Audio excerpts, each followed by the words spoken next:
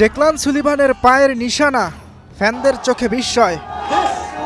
এমন জাদুর দেখা মেলে লিওনেল মেসি, টনি ক্রুজ কিংবা লুকা মদ্রিচের কাছ থেকে। সেই পাস এখন লাল সবুজের জার্সিতে করেন এক বিস্ময় বালক, অথচ তাকে ঘন্টার পর ঘন্টা বসে থাকতে হচ্ছে সাইড বেঞ্চে। কার ইশারায় এমন প্রতিবার অবহেলা?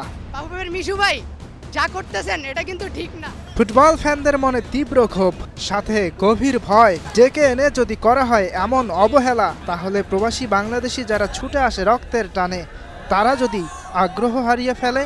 আপনি যদি বর্তমান ডেকলান সুলিভানের পারফরমেন্স লাস্ট ম্যাচে যদি না দেখে থাকেন, তাহলে আপনি একটা অন্ধ।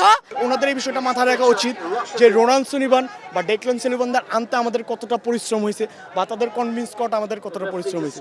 তারা যে আজ এই জিনিসটা বন্ধ করতেছে, যে সিন্ডিকেটের একটা বিগত আরহামের সাথে এটা করা হয়েছিল, তারা যেটা করতেছে, তো এর কারণে বাইরের বহিরে বিশ্বে বাংলাদেশের এই ফুটবলের যে কালচারটা, এটা কলঙ্কিত হচ্ছে।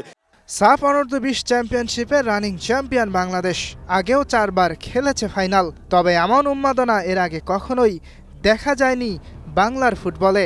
কারণটা স্পষ্ট, 3 প্রবাসী মাতাচ্ছেন আসর। রোনাল্ড সুলিভান সুযোগ পেয়েই প্রমাণ করেছেন প্রথম ম্যাচেই। ফাইনালের টাইব্রেকারে শিরোপা নির্ভর করছিল রোনানের পায়ে, অথচ একটুও বেঁকে যাননি তিনি।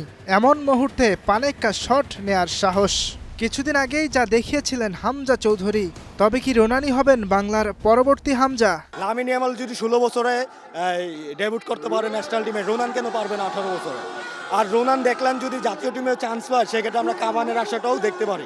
টানা দ্বিতীয়বার সাফ জয়ের মর্যাদা অনূর্ধ্ব-20 দলের।